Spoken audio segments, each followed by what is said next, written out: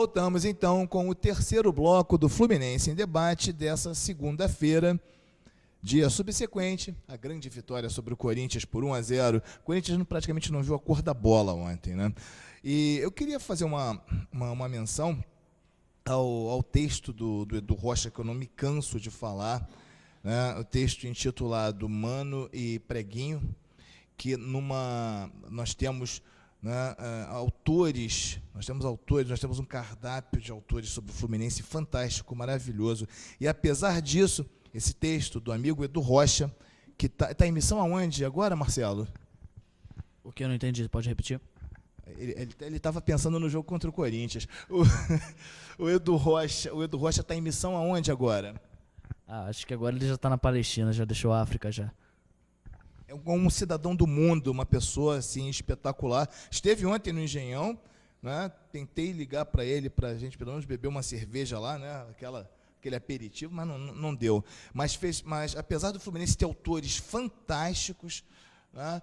O texto do Edu Rocha sobre Mano e Preguinho, eu recomendo que todos leiam, é realmente fantástico, é de uma sutileza, né, de um bom gosto, de uma qualidade narrativa assim, fora do comum.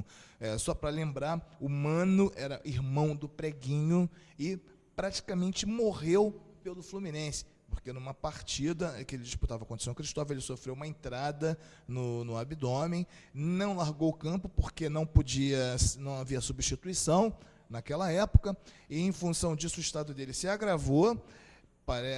Parece que ficou 11 dias de cama e não resistiu e acabou morrendo. Ou seja, morreu por esse clube maravilhoso que nós torcemos, e talvez seja por isso que nós torcemos com tanta paixão, não é, Paulo?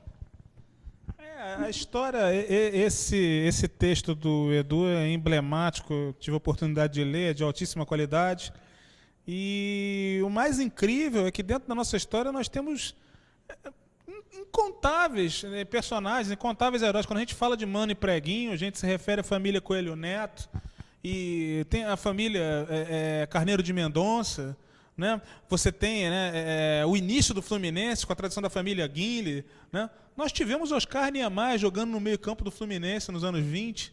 Enfim, é um sem número de personagens fantásticos e históricos que vão do El Far, lá no começo, lá nos primórdios do século XX, até o Marcão, e passando pelo Conca, e quem sabe agora venha despontar nesse time nosso, que até 2 meses atrás era tido como o objeto da basófia da imprensa, e agora acelera em passos largos em busca de uma afirmação que pode resultar numa vaga a Libertadores, e sem falsa modéstia, sem a empáfia dos pré-campeões da imprensa, o Fluminense hoje, nesse momento, tem condições para brigar pelo título, sim. Isso é uma realidade. Se isso vai se confirmar nas próximas rodadas, a gente não sabe. Mas nesse momento, olhando agora, olhando a sequência e a produção do time, uma coisa até que eu ia lembrar em outro bloco, é que me causou surpresa também quando os Marcelos falaram sobre a questão do planejamento dos ingressos para o jogo contra o Corinthians, porque se nós lembrarmos, antes da nossa sequência de 4 vitórias, a gente já tinha tido uma excelente partida contra o Vasco no final do turno, que nós só não ganhamos por detalhes, a meu ver. Detalhes, a gente não ajeitou bem o time, a gente dominou boa parte do jogo, poderia ter vencido. Ou seja, na verdade, sem a gente ter percebido, a sequência já estava ali, só que ela floresceu um pouco mais à frente. Ô Marcelo, vale lembrar que na semana passada o Fluminense estampou, finalmente, já que nós estamos no momento exaltação aos feitos, aos ídolos, né, aos valores do Fluminense, o Fluminense estampou na sua arquibancada finalmente campeão mundial de 1952. E você cobrou do Idel uma proposta que ele fez para a gente, né, lá no clube, de que ia fazer isso, e realmente ele acabou realizando a promessa. Então está na hora de você, né, já que fez a cobrança, dar os parabéns e também viver o seu momento de exaltação de hoje. Momento de exaltação de hoje. Olha as palavras de Marcelo Savioli. Bom, A gente criticou a questão dos ingressos bastante aqui. Eu não sei nem se o Idel está assistindo o programa ainda, ele já deve ter dado pause. Por causa de tantas críticas em relação à questão do ingresso. Mas, Idel, se você está aí ainda, parabéns, gostamos muito, achamos que é muito importante. A gente está valorizando a história do Fluminense. Então, você colocar campeão mundial 52 nas arquibancadas das Laranjeiras é uma mostra de que o Fluminense também reconhece a sua própria história. É diferente, né, Marcelo? É diferente de você colocar campeão da Copa Rio de 1952. Exatamente. Porque você não traz a valor presente. É a mesma coisa que você colocar Taça de Prata, campeão da Taça de Prata de 1970 e colocar campeão brasileiro. Você coloca a Taça de Prata, parece uma coisa dissociada, né, do presente. Né? Então, você traz a tempo presente. Né? Até porque a gente não está buscando, nem pleiteando nada que não seja nosso por direito. O Fluminense é campeão mundial. Então, nada mais justo que a gente coloque campeão mundial de 1952 nas arquibancadas das Laranjeiras, exaltando uma das nossas conquistas, como tem as outras também lá exaltadas. Então, parabéns, Idel, bola dentro. E agora vamos acertar a questão dos ingressos. Olha só, eu não vou deixar você descansar, não. Vamos começar, vou voltar para o futebol e começar a falar de futuro. Queria que você falasse dos próximos 3 compromissos do Fluminense.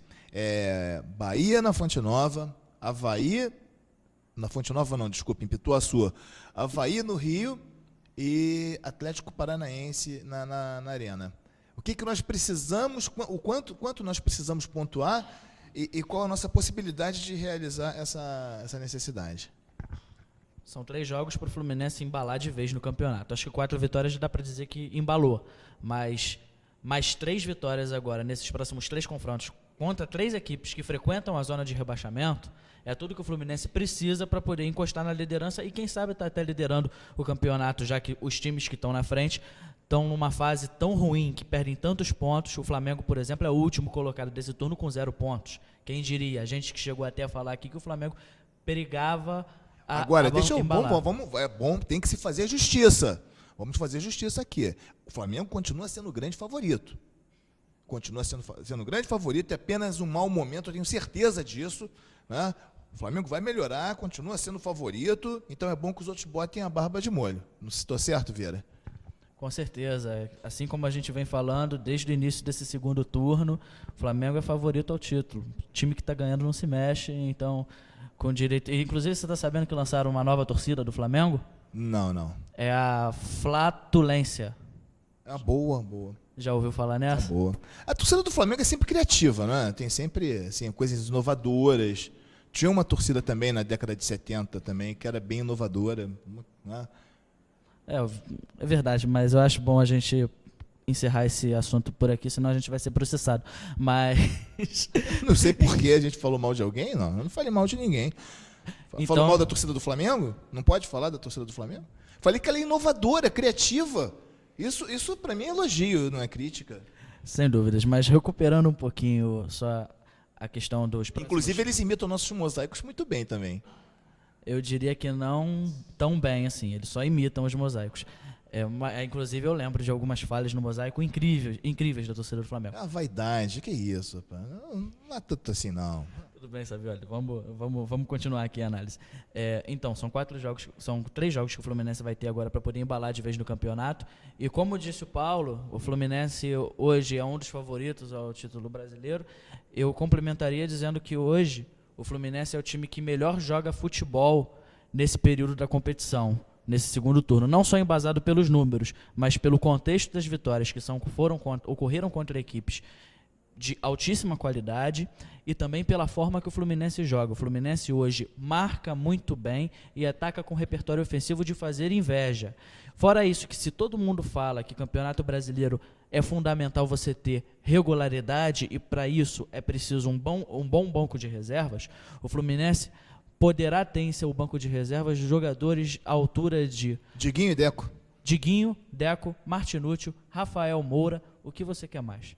O próprio Wallace, que vai estrear agora, já até estreou, mas vai começar pela primeira vez jogando uma partida por causa da suspensão no Mariano. O André Horta já esteve aqui na mesa, coordenador supervisor da seleção brasileira de base, e falou que o Wallace tem mais bola até para ser superior ao Mariano. Mas com o time jogando bem, com o time encaixado, taticamente arrumado, qualquer um que entra tem muito mais chance de jogar bem. Agora é bom lembrar que antes do começo do retorno, a gente tem a nossa matemática que projeta 8 rodadas na frente, né, que era a 28ª rodada que a gente tinha que fazer, e da última vez o Fluminense tinha que ter um aproveitamento, né, até chegar lá, de 80% para estar na briga pelo título. Isso foi o cálculo que nós fizemos. Então o Fluminense, por enquanto, ele está com 100%, até chegar lá. Se ganhar essas 3, né, ele já passa de 80%. Né? Já passa de 80%. Então, a situação realmente ficaria muito interessante. Dá para ganhar essas 3 partidas, ô Paulo? Olha, dá. Mas essas 3 partidas vão ter que ser disputadas com muita inteligência. Nós vamos enfrentar times desesperados, né? Times que estão, né, nas últimas posições. É o caso do o Bahia está na beira do rebaixamento, o Avaí está dentro da zona, o Atlético Paranaense naquela confusão também. Está na zona já. Já entrou ontem, né? Desculpe, sim, entrou ontem. Ou seja... É o líder da zona. O líder da zona. Eu pensei que o líder da zona fosse outro, mas nesse caso vamos entender que é o Bahia. Então, o que acontece? Serão partidas difíceis, não teremos vida fácil. É certo que a gente não vai ter, provavelmente, o mesmo espaço, a mesma dinâmica para atuar de maneira tão boa quanto aconteceu ontem, eu até imagino isso. Agora, jogar com calma, jogar com paciência. O Fluminense tem mostrado isso no retorno, porque enfrentou 2 adversários dificílimos fora de casa, dos mais temíveis, que foram São Paulo e Cruzeiro, e impôs seu futebol. Então, eu penso que é possível vencer sim. Ninguém espere goleadas estrepitosas, partidas magníficas, não. Ontem foi um momento muito especial, mas a gente precisa de regularidade. Essa regularidade vem com vitórias que sejam de 1-0, que sejam arrastadas, que sejam com o time na pegada, com pressão e talvez até com menos técnica. Possível mas a gente precisa ter cuidado, porque ao enfrentar adversários desesperados, eles podem vir com tudo e no tudo ou nada a gente pode sofrer um revés fatal que nos atrapalharia agora, nesse momento que a gente pretende decolar definitivamente. Eu acho que fundamental, eu acredito até que, até dentro dessa perspectiva mesmo, né, do percentual de aproveitamento que nós temos que ter, 7 pontos, 6 a 7 pontos já é alguma coisa bastante favorável nesse jogo. Aí depois a gente vai pegar o Flamengo, aí é outra conversa. Né? Mas eu acho que os 6 ou 7 pontos já ficaria de bom tamanho. Agora, eu acho que, acima de tudo, é isso que o Paulo falou, pegada. Com certeza, o time tem que manter o mesmo sistema de jogo, a mesma seriedade. O Fluminense, ele tem um pouco dessa fama de ser um time meio Robin Hood, né? Ele rouba dos ricos e dá para os pobres. Nesse Campeonato Brasileiro mesmo, o Fluminense já teve algumas atuações contra equipes abaixo da crítica, que não foi tão bem. Um exemplo é o jogo contra o América Mineiro, que perdeu de 3-0 numa partida onde ninguém jogou bem naquele jogo. Então, é preciso que o time mantenha a mesma filosofia de atuar. Eu acredito que vai manter, porque agora, desde aquele jogo, desde aquela virada espetacular contra o Atlético Goianiense, que criou essa sintonia, o time de guerreiros, Abel, por sinal, falou que não é time de guerreiro. Abel falou que o time do Fluminense hoje não é time de guerreiro, é time de caráter. Acho que para você ser guerreiro e para poder, em 2009, superar a questão do rebaixamento, em 2010 ser campeão, também não basta ser guerreiro, também tem que ter caráter. Só que é engraçado você ver que o líder do time de caráter hoje é o nosso capitão, é o Fred. Então o Abel está falando que o estandarte do time de guerreiros, do time de caráter, é o Fred. Eu espero então que o Fred tenha uma atitude, tenha um perfil de atuar, se dedique tanto como ele jogou no último final de semana, para que ele possa ser um líder à altura dessa simbologia. Tomara que o nosso capitão tenha uma atitude respeitável ao Fluminense e a partir daí comande o time de caráter. O Vieira ele é um poeta, e ele é um poeta assim que o muso dele é o Fred. Né? O muso dele é o Fred. Ontem estávamos juntos no Maracanã. Para com isso, Savioli. Pô, muso o quê, rapaz? No Maracanã, no intervalo, foi quando eu encontrei, ele veio entusiasmadíssimo na minha direção. Hoje, dessa vez, eu vou poder falar bem do Fred. Então, realmente, o Fred ele exerce realmente esse fascínio sobre as pessoas, né, que é impressionante, porque tem alguns, não é o caso do Vieira, obviamente, que é um cara sério, né, um jornalista, é um comentarista, então, um cara que vive o futebol, mas a gente vê pessoas defendendo o Fred cegamente em situações em que é totalmente indefensável, né? Então, realmente, o cara que ele exerce um grande fascínio, mas tomara que ele continue jogando assim. Gente, nós voltamos daqui a pouco com o quarto e último bloco do Fluminense em Debate.